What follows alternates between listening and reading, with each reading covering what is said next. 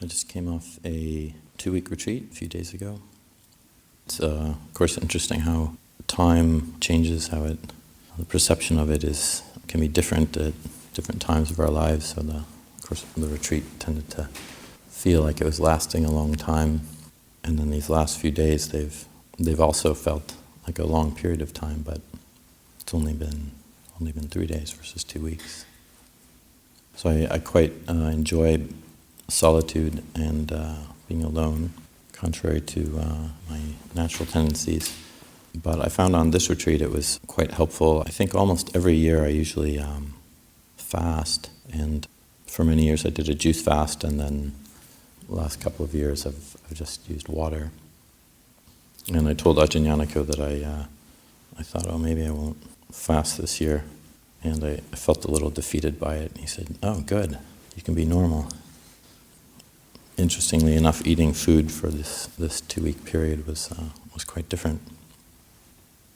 And one of the things I noticed, not so much about food, was just the sense of really unplugging from the more active life that I've grown accustomed to in the monastery. And what I found was interesting, especially more so this time, was just I had been working a lot, especially on certain projects, spending a fair amount of time on the computer, and I just noticed the difference of clinging and becoming energy that changed as soon as I switched focus and put down the responsibilities and just stayed in my kuti. And what I noticed most was the sense, when I started the retreat, of this slow release from that clinging, whereas it was felt just in the days prior to going on retreat, just I have to get this done, or I should do this, or I need to spend this time in the afternoon, none of which was really true, but it felt that way.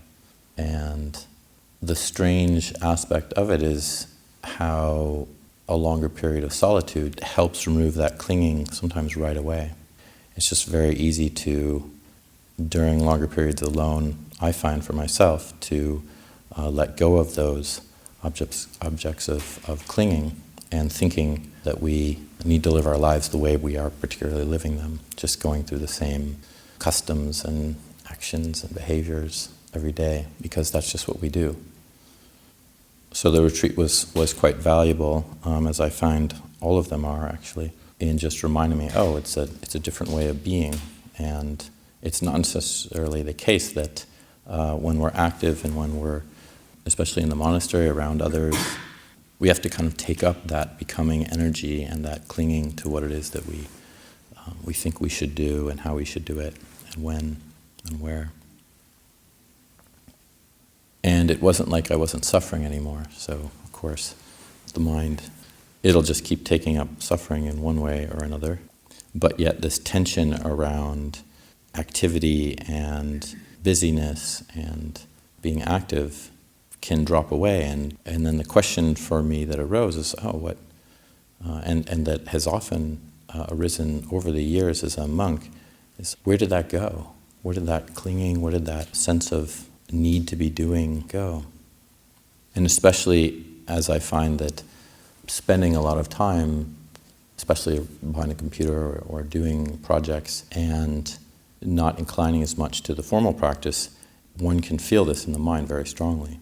And so the question that's asked is kind of like, well, why is that? Why is that so hard to see when we're engaged in these kind of activities? And I think the solution or the answer to that is quite obvious. We're just not giving ourselves enough solitude. We're not giving ourselves some quiet. We're not giving ourselves some stepping away. And so it can appear that this is just the new normal, or the way it should be. And so I think as a monk, one of the things I've learned is just to try to be very careful, and sometimes I succeed, but a lot of times there can be a lot of failure in that. Being careful around how it is that I spend my time, what are the activities I engage in. And this doesn't mean that as monks, nuns, or any lay practitioners, it's all the same. I think it's like, what do we lend our minds to? It's not necessarily just being active is the quality that we want to disengage from. It's how we're active and who we're active with and what it is that we're doing that we need to be careful with. So somebody in the community might want to make a robe for another person or for themselves, or dye a robe, or learn a new skill, or work in the workshop or something like that. And that's not necessarily a task that is pulling oneself away from solitude. Solitude can be, it's of course a state of mind. If we can have solitude around others, that's also possible, but it's not easy to do that. I think it takes a long time to develop states of mind where we feel a very strong sense of solitude that we can maintain when we're around others. Because, just speaking for myself, there's a lot of feeling activated and energized and moved when I'm around other people, or even absorbed in thinking about other people, or reading a book or something like that, where it's just like impingement from another person or the thoughts of another person.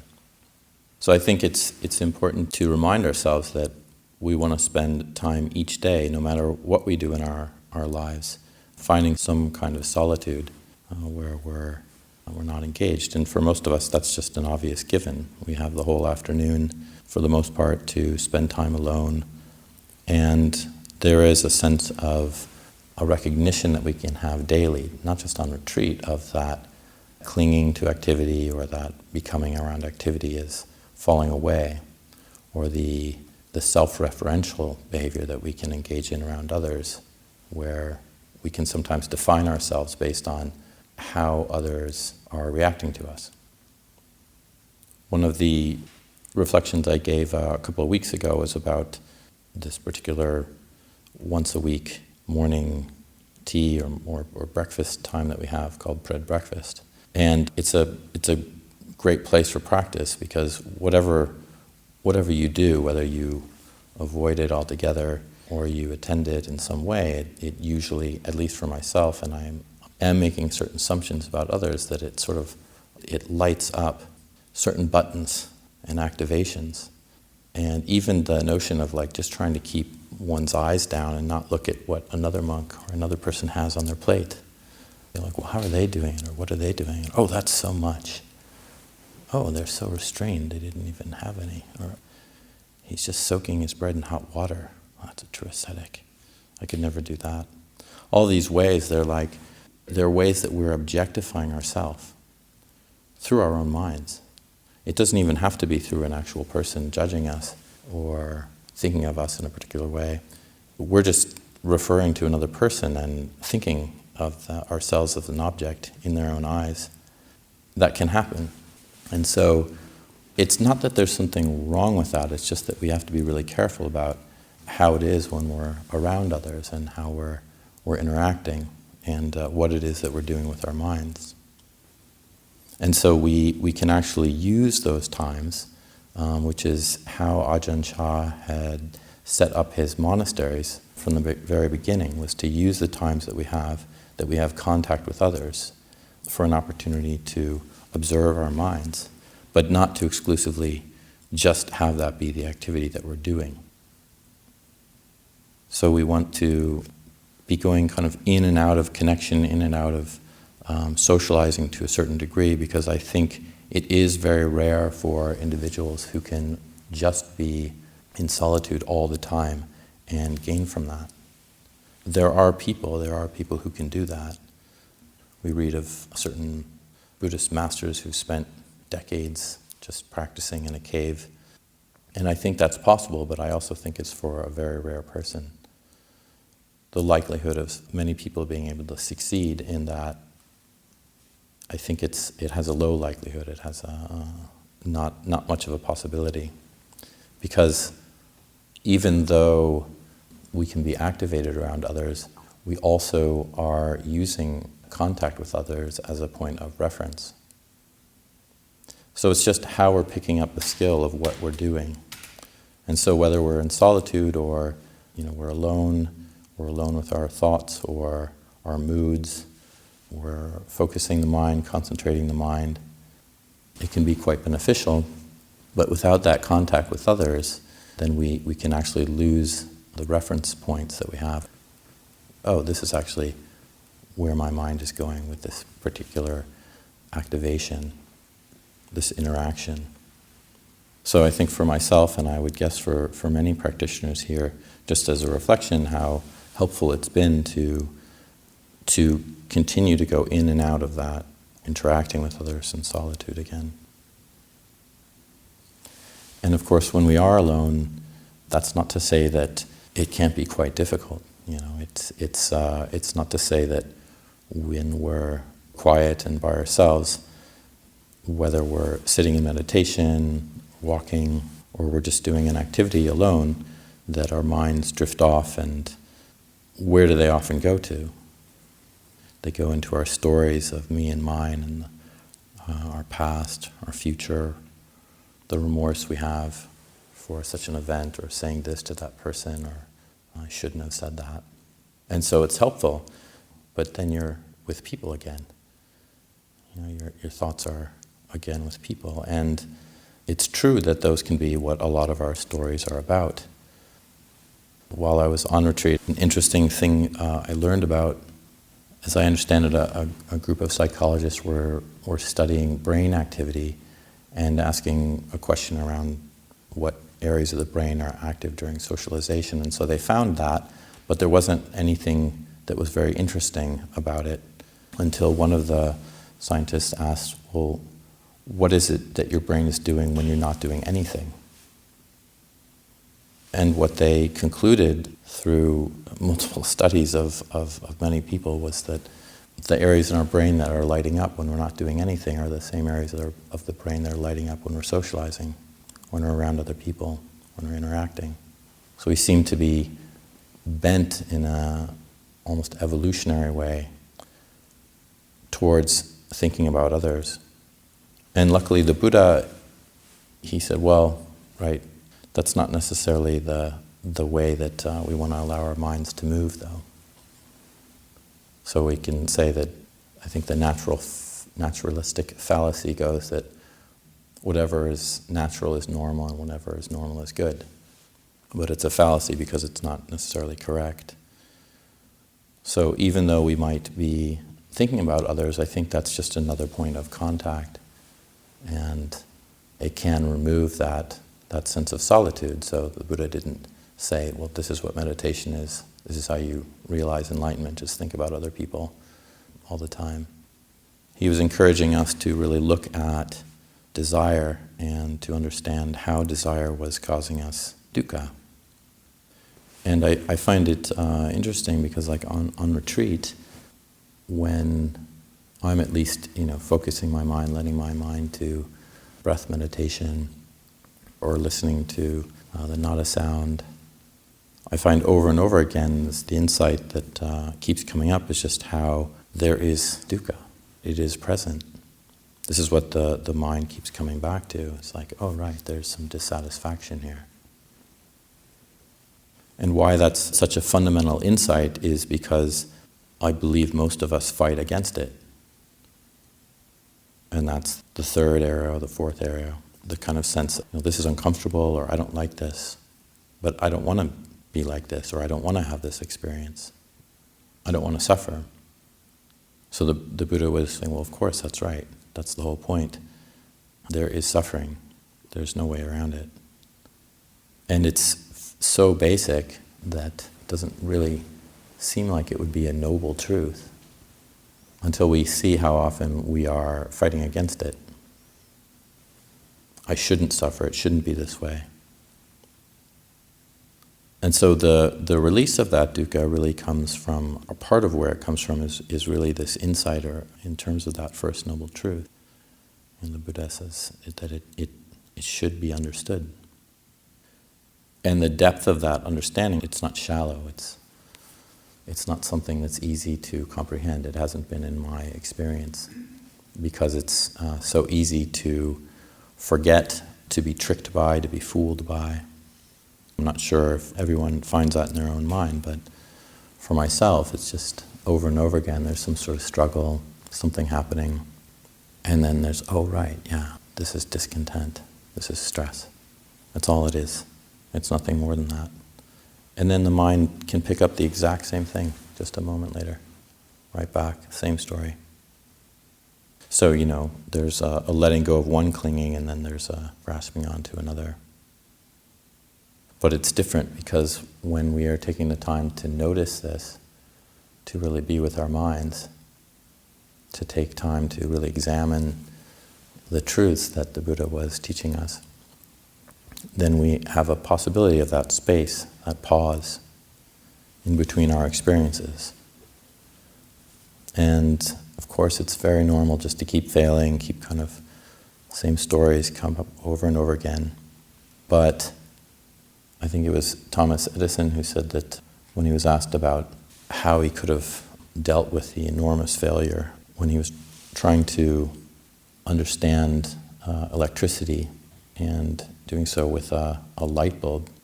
And I think he went through 10,000 trials. And the reporter who was talking to him said, how could you, it's unfathomable how one could have dealt with so much failure. And he just said, I didn't fail. I managed to harness electricity and created a light bulb. It took me 10,000 times.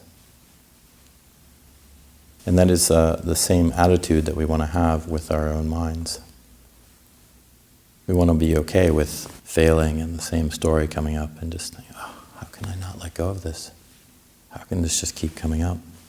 I know I'm clinging to it, and yet I can't let go.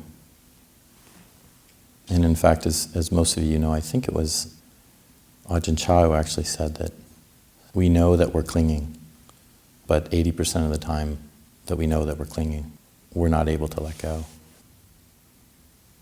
The point is that even with that knowledge, it can be quite frustrating because we're like, I know this, I keep seeing this over and over again in my meditation.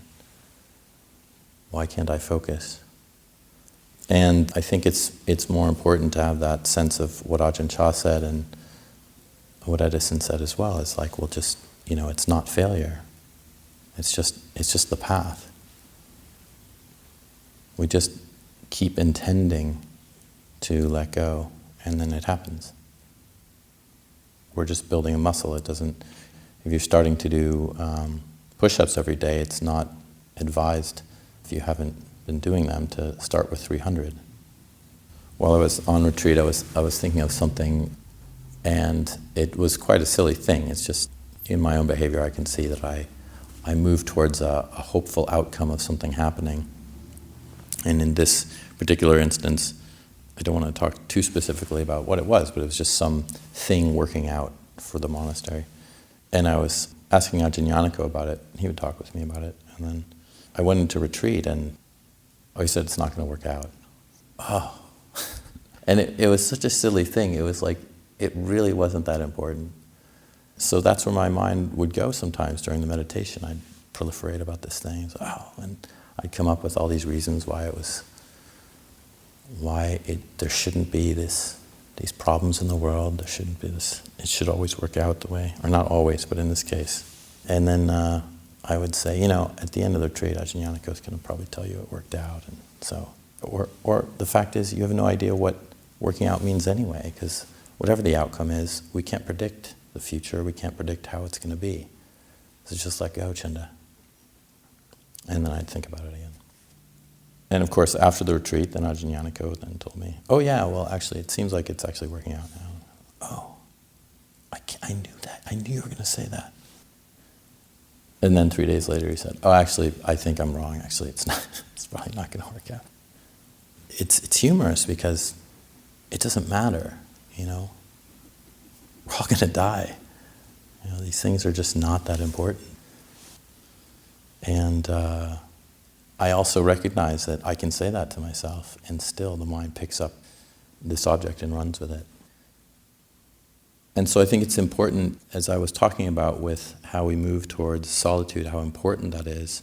And even when we're in solitude, we're challenged. We just do need to try to intend towards what is the skillful thing for us, no matter how difficult it is, no matter how our tendency is to move in our sort of current circles of behavior where we think, no, this is right, what I'm doing, how I'm doing it, my job, the particular people I'm around, how often I'm doing it, what I'm doing, and pull back from that many times, several times a day. if we can, to have these periods where we're able to look at our minds, not actually being around others, and have that quiet that we have. And of course, I'm not saying anything new. This is sort of beginner stuff. But that doesn't mean it's easy. It doesn't mean that it comes with not making the same mistakes over and over. And also, I think I can remember over, the last decade and a half of practicing in the monastery, just that sometimes I can get overconfident about it, saying, oh, this is great, especially during retreats, and just think, oh, then I'll be able to do this like this forever, and this is how I want to be, and it's going to be so much better. And then those behaviors can come right back. And it's very helpful to live in a community like this where people will remind you of that. My first day after retreat, in the afternoon, I ended up getting back on and working on one of these things. And Tankantiko walked in the late afternoon. He had seen me in there earlier, and he said, "Are you working on that list again? This is just one of the responsibilities I have." And I said, "Oh yeah, well." And out came just whatever excuses need to be said, because that's what the mind wants to believe. Like, oh no, there's a reason that I don't need to be alone right now, or I was alone actually, but I was doing something that I wouldn't call solitary. I would have to argue that with anybody who kind of says that computer work is good for the mind, I'd have to say most aspects you'd probably definitely be wrong. So it's just those excuses. And the amazing fact was, of course, like, well, I had a great time on the retreat. It was really helpful, it was beneficial, unplugging. And what did I say to myself over and over? I'm not going to do that again. Every afternoon, going back, going to be alone, going to be quiet, spend this much time with formal practice, keep studying the suttas, and then our actions just continue again. So this is just something I think to continue to come back to continue to work on in your own practice. And this is, of course, an encouragement towards myself, and hope that some of it can benefit those who are listening. If there's anything that has been a benefit, then please take it with you, but anything else that is not, just feel free to leave it behind.